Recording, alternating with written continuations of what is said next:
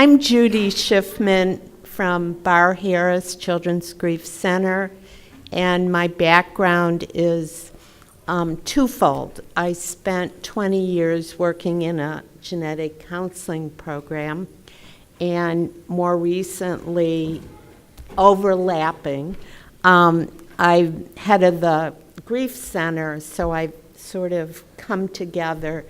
I think my background is why I was asked to be here.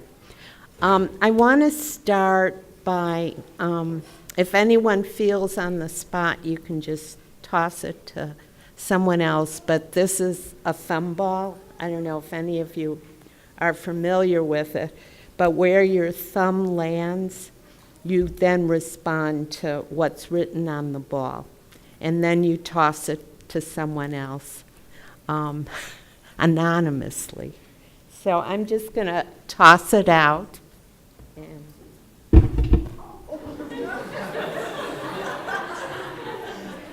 you okay? Stand in someone else's shoes. I got flip-flops. Literally? Would you like to stand in someone else's shoes?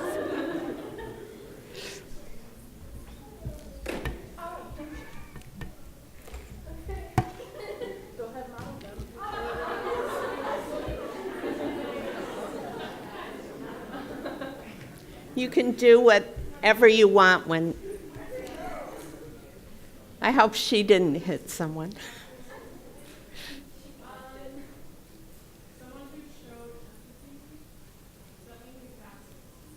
So, who was nice to you and kind, understood you at some point?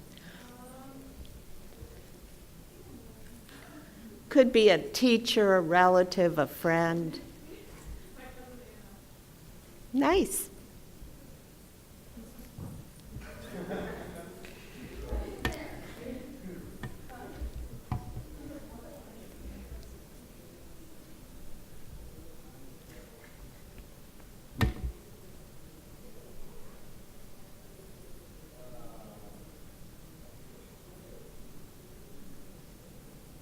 I'm sorry, I can't hear.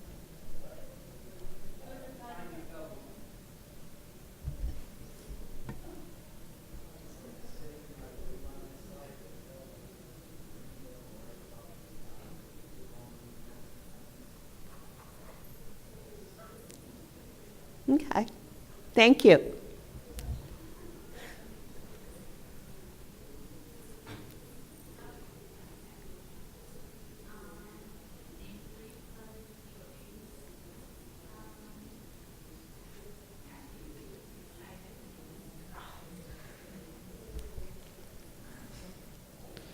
Ooh.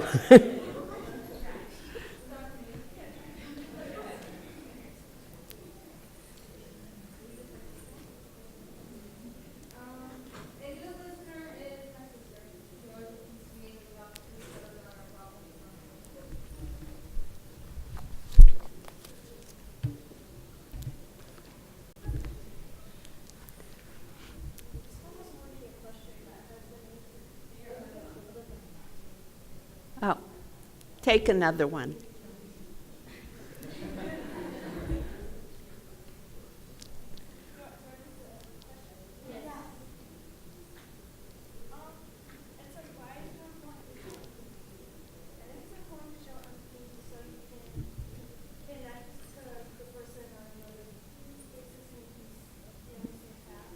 Good.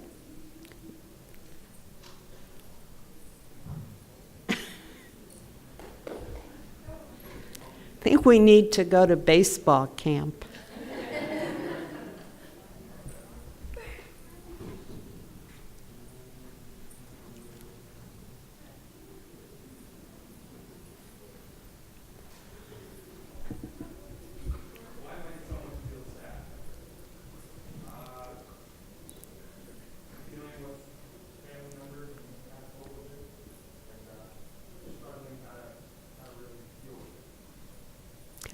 Thank you.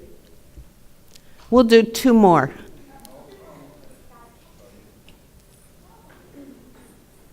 If someone was scared, I would try to comfort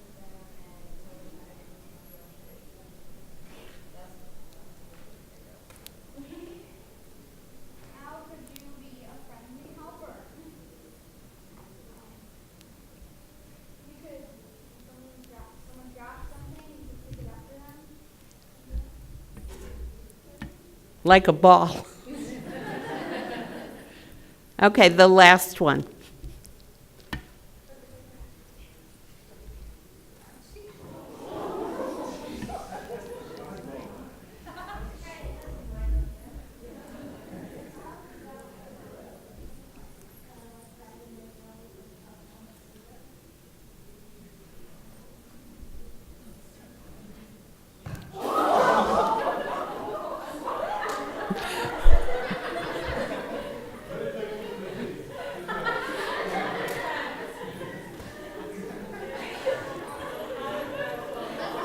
Just hand.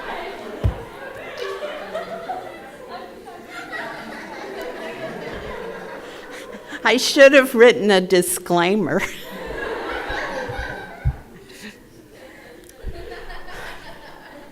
Well, now that you guys are warmed up, I have a PowerPoint, but I really like to, if you have questions or want to say something, please feel free. I'm going to sort of go through different mental illnesses, then Miranda's going to talk a little, and then we'll divide you up somehow. Miranda will figure that one out. So let me just start. The role of mental illness and mental health has to do with how we see the world. And I think one of the things, the difference between mental health and mental illness is that it has to, I don't know what's going on. It has to do with the length of time that you're affected. Did I do something? Wouldn't be surprised. So the issue of mental illness has to do with the change in our normal functioning. That's right. One of the things about mental illness is it's an uncomfortable subject to talk about. That's why we're going to talk about it today. I wrote to Jennifer when I saw the title and I wanted to take mental illness out and talk about, call it something, I can't remember the title I gave you, emotional issues or difficulties, something like that. Because I think mental illness has a stigma connected to it. There's a lot of name calling like psycho or other derogatory terms. People are silent about it, and it makes one feel different. And you may feel ashamed or have a diminished self-esteem. And I'll say this a number of times. You really have to think about it as another form of an illness. I think when there is a mental illness, you need to talk about it directly. And it's not a reflection of your self-worth. If you had another type of illness, you wouldn't see I'm, horrible or, I can't do something. I'm just sick. And often it won't just go away. And you hear that with depression, just get out there and you'll feel better. Depression, my next slide is a picture. Your mood, we are all sad, we all have times that we're depressed. The diagnosis of depression comes when it lasts over time. So, we get worried, I don't want to go outside, I don't want to get up, but, if there are a few days like that, if there's a situation that sets you into a depression, that's different than a long-term depression. My cartoon. So, yeah,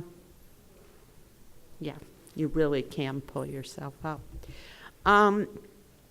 Depression can be looked at as a change in the usual behavior, a loss of interest, difficulty concentrating, you eat too much, you don't eat enough. I think you probably all have known someone or have felt it yourself. Insomnia is another big symptom, restlessness or agitation. Your mood, you feel empty, lonely, you have despair, you feel your self-esteem is low.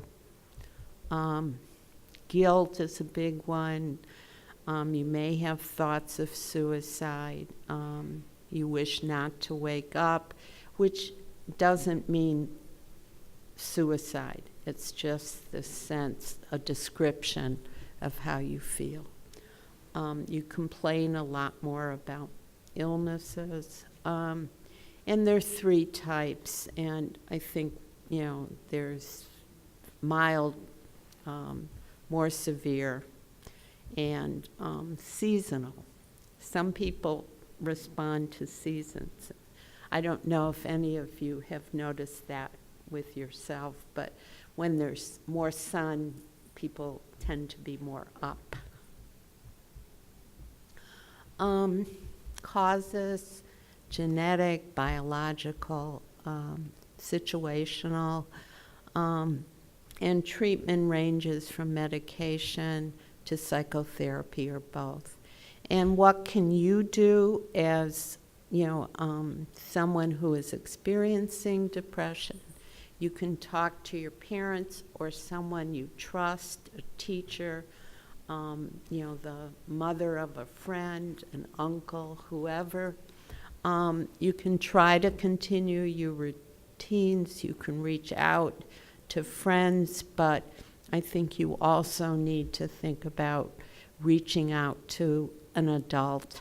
And you need to be aware of not putting yourself in situations that are going to make you feel worse. We feel like I have to go out and do this. Some feel exercise and other activities can help. And I think the most important thing is to take care of yourself. Try to get out of bed. Keep yourself on a regular schedule, and try to eat. Now, it's easy to say that because if you're really depressed, those things are very hard to do. Try to be kind to yourself. And another, I figured this would get boring. I had to liven it up. So, Pessimistics Anonymous. Anxiety is a normal part of life. People feel that being anxious can help us focus because we're feeling, if we focus, we don't feel as anxious. Another cartoon to liven things up. And, who in this room hasn't felt anxious at some point in time? I was sure I was going to get lost coming here because I live about an hour away.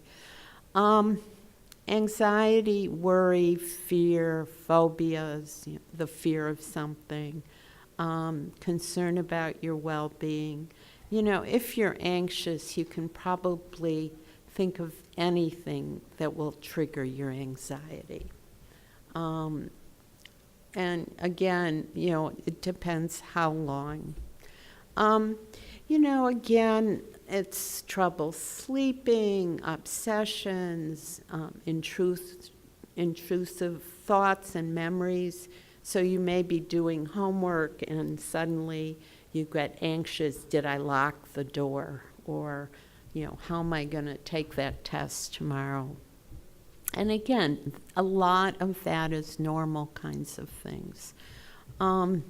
Difficulty concentrating, avoiding certain situations. If you're really anxious, you may get heart palpitations. You may even have trouble breathing. You get flushing, and you can get a startled response.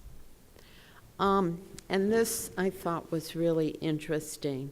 25% of 13 to 18-year-olds experience at some point an anxiety disorder.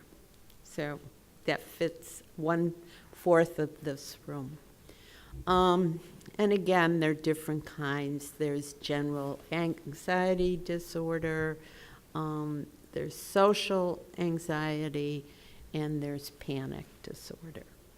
And there's PTSD, post-traumatic stress disorder. Treatment is therapy, psychoeducation, sometimes medication.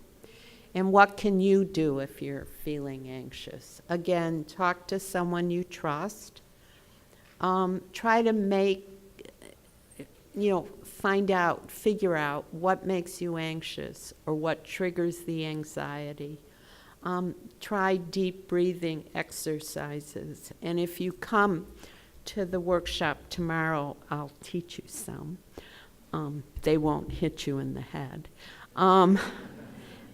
Doing a body scan, where you lay and you go through each part of your body. And as you focus on that, it's hard to be anxious. So it's a way to break the anxiety. And seek professional help. And I wanted to talk about self-harm because I think, in your age range, that's something that does happen. It's not something that will end you up in the hospital, but it's something that happens. Cutting is one where there is cutting like on the wrist, or on the arm, not on the wrist. And the goal is not to end life, but it's a way for some people to deal with emotional distress or sadness or numbness. It's a way to express inner pain by showing the pain in the cutting. It's a release of bad feelings and tension. It's like, I'm going to feel better if I do this. With self-harm, it's often hidden and private. And the way it's sort of discovered is that there are multiple injuries, wearing clothes that cover up, frequent bandages, razors and matches. But again, this is something that one should tell someone about. And you can seek help by just going to the ER or walking in a clinic. They're trained, they understand the dilemma. And I think it's important to take this kind of activity seriously and, seeking professional help. Bipolar disorder. Any questions? I'm sort of going through this because I realize Miranda's going to come up. Yeah. If you, for example, for self-harm, let's say you know that a friend of yours is having it, not you doing it, but it's a friend, what can you do in that situation? You can talk to your friend and say it's happening. You can ask them to talk to their parents or a teacher or whoever. And, if it looks like it's really harmful, I think you need to tell someone. And it's a hard burden to put on another child or teen to, be the one responsible, and that's why I think it's important to go to someone else. We all have changes in our mood. With bipolar, and that's manic depressive illness, same name. They're very quick, going from, a very high mood to a very low mood. And one of the aspects of bipolar that most people don't think about or aren't aware, irritability can be another, instead of becoming manic, some people go between being depressed and being very irritable. We all have mood changes, but this is significant. My favorite cartoon. So, up or down?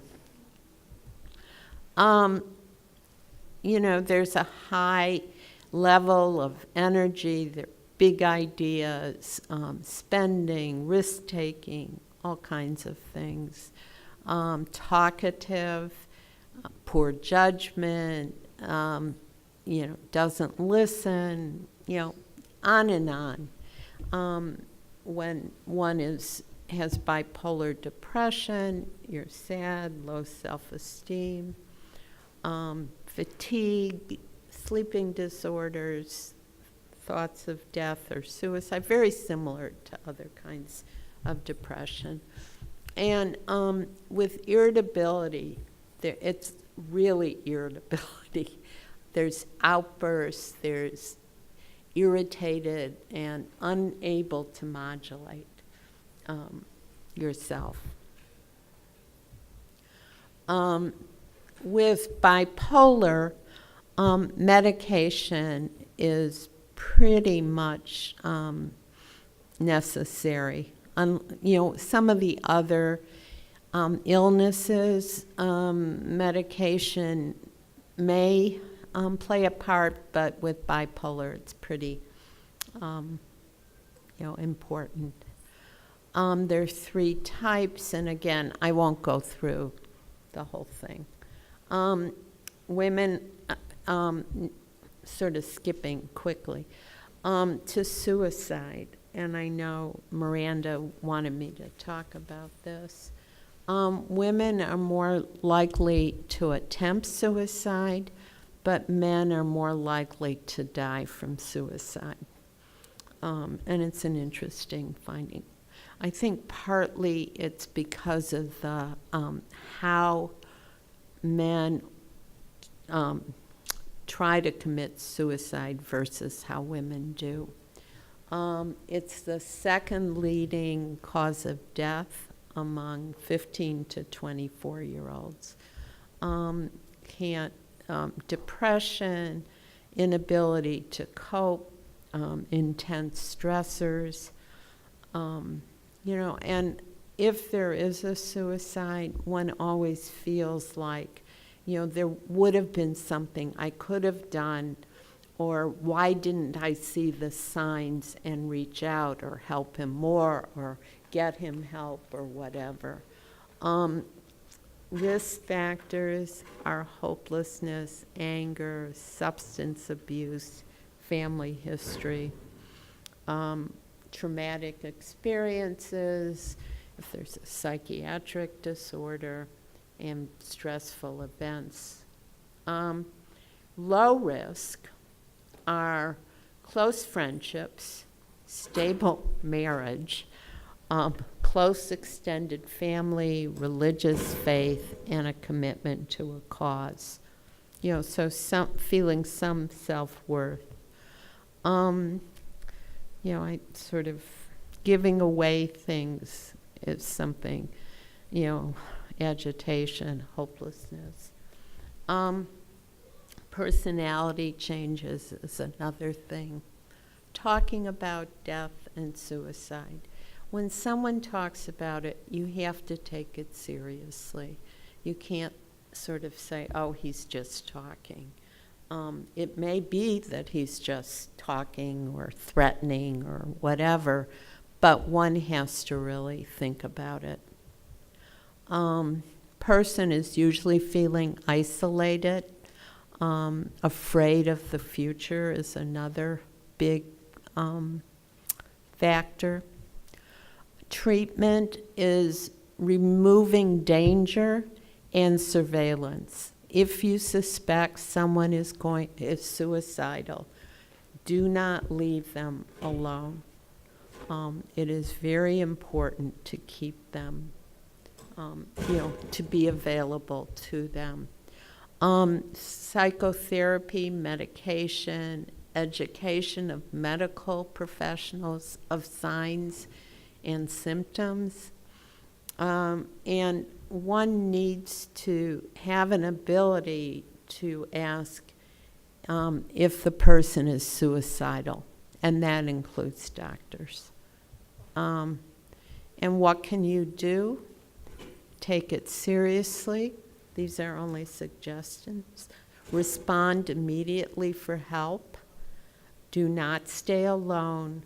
Tell someone you trust you are thinking or planning to do to suicide. Call 911 or go to your ER. You can go to a walk-in clinic. Call us a hotline and they will direct you for help. It has to be taken very seriously. And one has to hope that there's a thread that this person can move forward. Obsessive. Any questions? I know that you had, Miranda, talked about that with me, about suicide and wanting to talk about it. Okay. Obsessive compulsive disorder. We all have them. We all have rituals. Yes. Is it common if you have someone in your family or a friend, someone either tries to do suicide or commits suicide, is it common for those people around them to make you feel guilty? Oh, absolutely.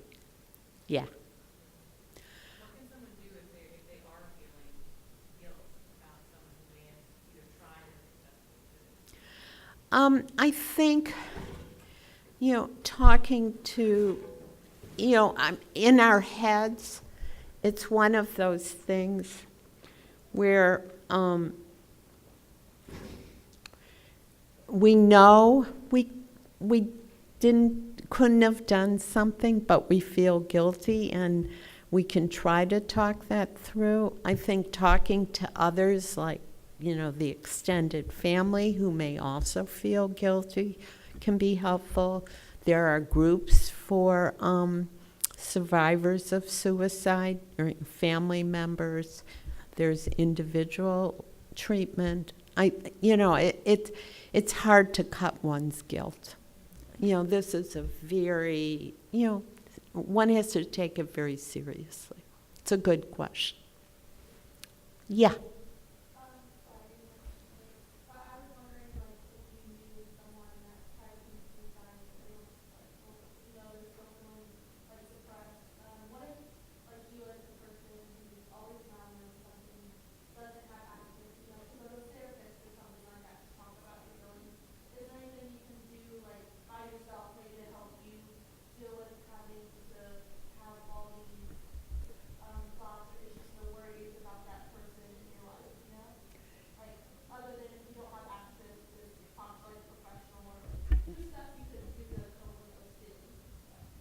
Someone who you knew someone who committed suicide? No. Yeah, I think there's several things. One, there are these suicide hotlines, And you can call them, and they'll talk to you, and they'll talk to the person who isn't the suicide, and they can be very helpful. I think you have to be careful, though, because some of them are made up of volunteers, and they're trained, and some are wonderful, but you need to know that. I think the other thing is, to be able to say to yourself, this wasn't my issue. He would have done it, he would have attempted, whether, I was there or not, this was what he was going to do. Of being very clear. It's so easy to feel guilty. I mean, we do. I mean, that's just part of human nature. So I don't know if that's helpful. And, look for a suicide group, support group. Yeah.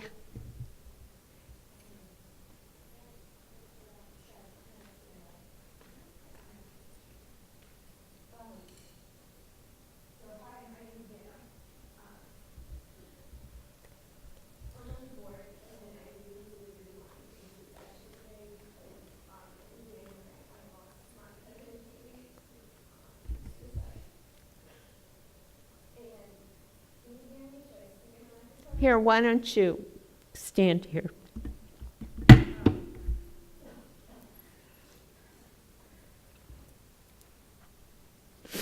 So Haley was 16, she was at risk for HD, and she came to all of the conventions that she possibly could. And I wanted to do this because in the HD community specifically, there are so many of us who feel depressed, who feel anxious all the time, who feel like they're alone, and who feel like they can't reach out to anyone. And so I wanted to do this to talk about the fact that we need to acknowledge it because it's real and it's a thing. To answer your question, whenever I went through my own depressive stage, like I went through a really bad time when I was younger, and I was able to come out of it. But whenever it comes to suicide and you're dealing with someone who is suicidal, and you think that they're okay because they say that they're clean, but you know that they're not, and you know that they're still at risk to do it, and you don't know if they're going to succeed. You can't put that responsibility to save them on you because it is not your fault. And if they succeed, it's not your fault that they're depressed. The only thing you can do is you can check in. You can make sure you show them your love. And they will depend on you. But you have to make sure that you take care of yourself. Because if you don't take care of yourself, then you can't help anyone else. If anyone needs someone to talk to about how they are feeling, I know that I'm crying right now, and I cry a lot, and I've cried like 3 times yesterday. I can't help it, I'm sorry. You can reach out to pretty much anyone here, anyone at convention, because this is the time to do it. This is the place to create community. This is a place to find someone who's really going to be there for you. I think that's all.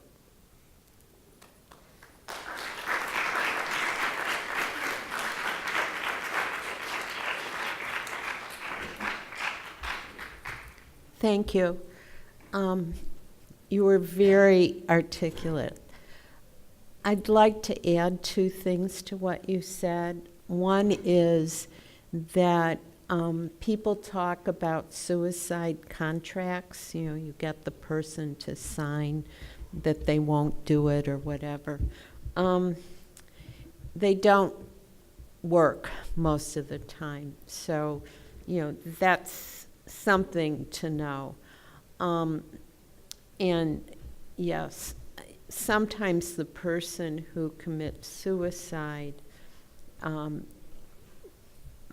just before they do it, can look like, everything is fine in the world, and then they go ahead.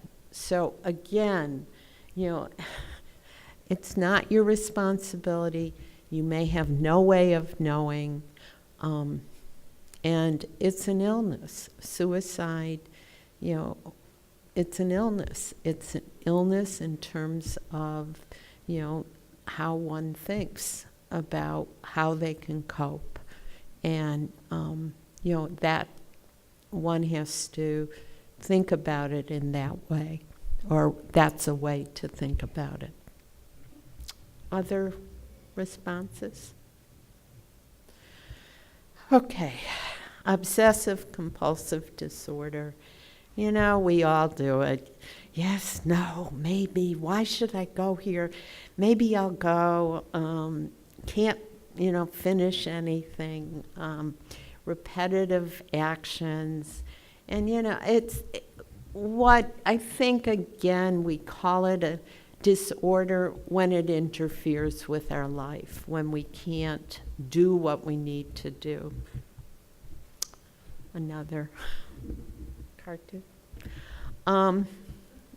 She sort of illustrates it. So the treatment, again, is therapy, medication, psychoeducation. But what can you do? Again, talk to someone about it, seek professional help, accept that it is happening. Once you kind of have this awareness, you can begin to identify the triggers, and you may be able to slow it down. So my conclusion is, if you haven't guessed, talk to someone you trust. Do not be afraid to tell someone how you're feeling. Accept yourself as having an illness that may need intervention. Really think in your mind, it's an illness. You're not crazy, you're not, any of those psycho whatever. There is no stigma in having an illness, as you all know. And this is my thing, I think the word mental needs to be changed to talk more about emotions or some other wording that has less of a stigma. So I think Miranda is going to tell a story. And if you have any questions before. Thank you.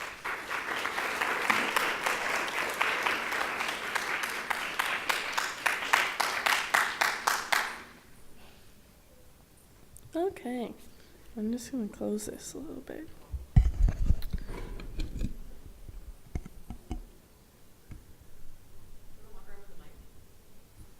It's a lot of multitasking. Does it come out? Or there's this one. Is that what you prefer I would do?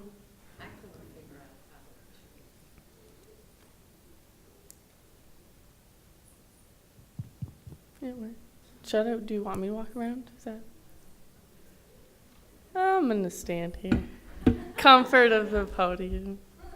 Try not to anxiously shake up here. But, so I'm just going to share my story because a lot with the NYA, we just like to, a lot of our sessions, have someone share their story just because it continues to illustrate that you really aren't alone. And if anyone really knows me, they know that I don't do this. So this will be really hard for me, but I've learned I've learned the hard way kind of throughout the past couple of years that not talking about your feelings is not the way to do it. So this one was kind of important to me too, just to express why you should talk about it or that there's people out there for you.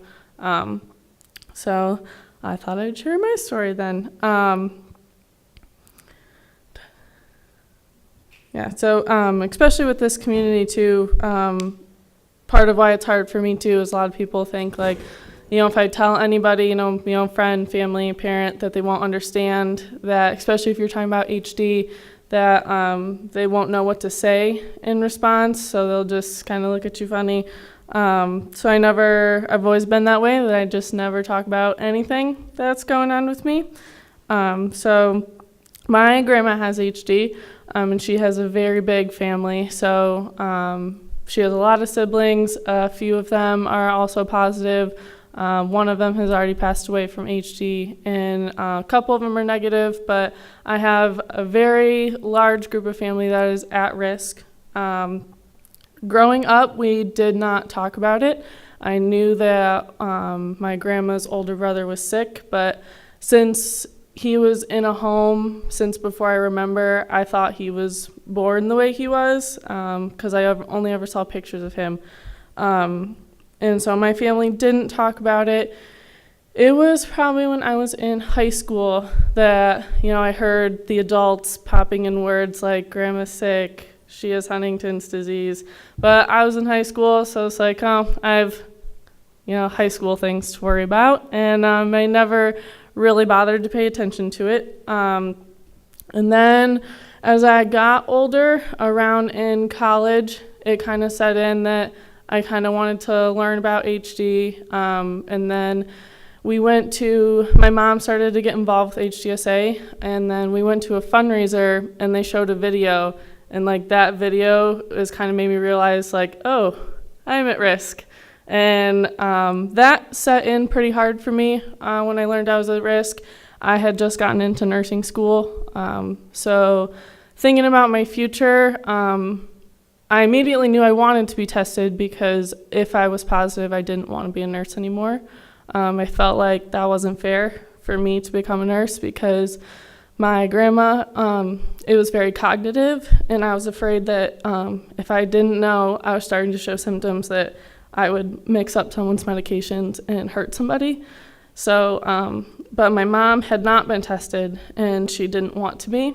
And so the neurologist that we work with told me that he was not going to let me test, even though technically you can if your parent has, but he said he wasn't going to let me because he didn't want me to do that to my mom, because they were close. But so I took that pretty hard, being at risk, because then you start to think about relationships, and like I felt like my whole entire future had just changed. And so started hanging out with different groups of people that I shouldn't have been hanging out with, wasn't really focusing on school anymore. That whole semester did not turn out very well for me. Technically in college, normally if you fail a class, you just pay to retake it again. So I was taking 3 classes that semester. I failed all 3. And because I did that, I got an email from the school at the end of the semester that I was being officially dismissed from the university. And so that was really hard, because, then you have to call your parents and say, I got kicked out of Michigan State. And then, so I had always been really good at school, so that was really hard for my parents to hear that I had failed out of school. Luckily, there was a professor that I had been really close with who knew a little bit about what was going on and had reached out to the dean of the College of Nursing. And since I was close, they gave me a chance to reapply. And I had to go in and tell them why I should be able to come back into the College of Nursing. And that was really hard, because at first I didn't have an answer, because I was still in that battle that I didn't know if I wanted to be a nurse anymore. Didn't think I could do it, didn't think I deserved it. And that summer was actually when my mom got tested, and she tested negative. And but later then I found out she actually got tested because she thought I had it, because that was why I failed school. Because to her there was no explanation as to why I did what I did, because since I didn't talk to anybody about it, I didn't tell my parents about it, didn't tell my friends, no one really knew what was going on. And so, it's like you still have the ups and downs. I got back into nursing school, after that. And, you know, I found out I was negative, so it kind of took off that burden and took off that burden for my siblings too, so that helped me a lot. But then, you know, after that, you also, like my friends, all graduated. And so then you kind of have to explain to pretty much everybody why you're not graduating. And so that was a really hard time for me to, you know, have to tell everyone that, you know, I failed out of school. No, I'm not graduating. And since all my friends had left, I had to move back home because I had no one else to live with.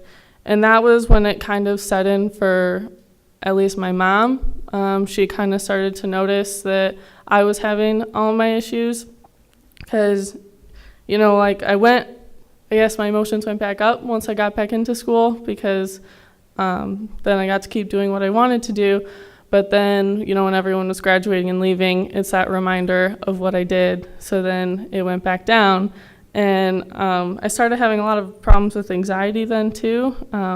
Just like one like silly thing that always reminds me is like I was had to work one day and I had a hair appointment right after that, and there was an accident on the highway, and the whole entire time in the car I was just freaking out because I was like, I'm gonna be late.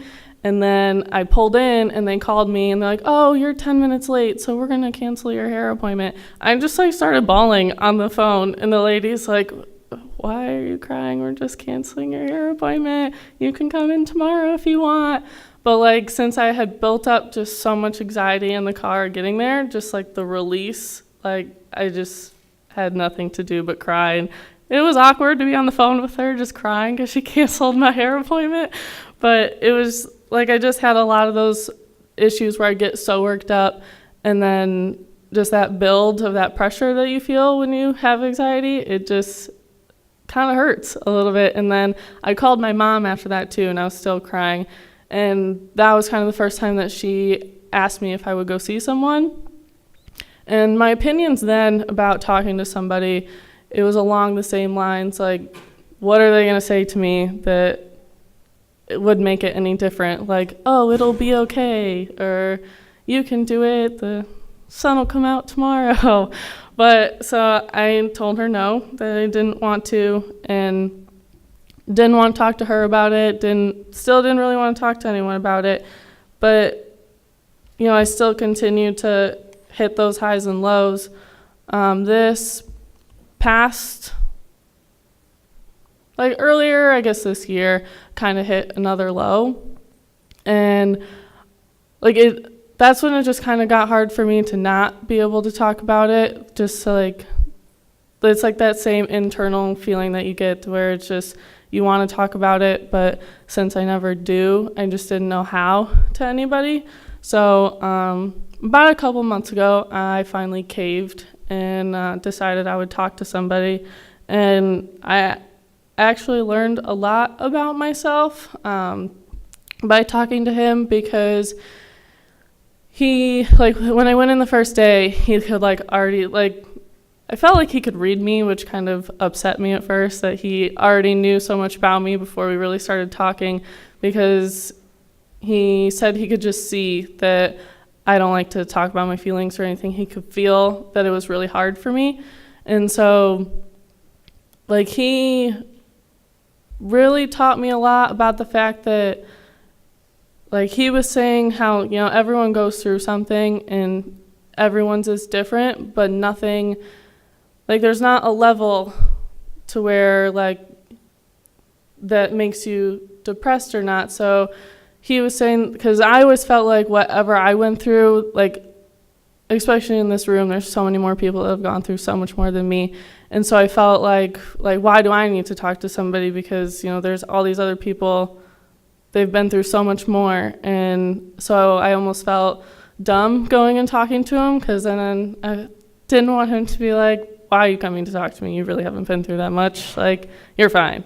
And so, but then that was one of the first things he said to me, is that whatever you're going through is real for you, and that's what makes it real for everyone. So I think that that was really important to me, and it was something that I wanted to bring here today too, is that, like, it doesn't matter, like, of course it matters what you're going through, but it's that level. If like I didn't like feeling that what I was going through wasn't enough, I guess. Like whatever you're going through is real, and you know, a lot of people go through things, and that we are all here for you. And so like I really just, yeah, that was one of the reasons I really wanted to do this, was to show that, you know, people go through a lot of different things, but that it's real for you and it's real for us too. So, yeah.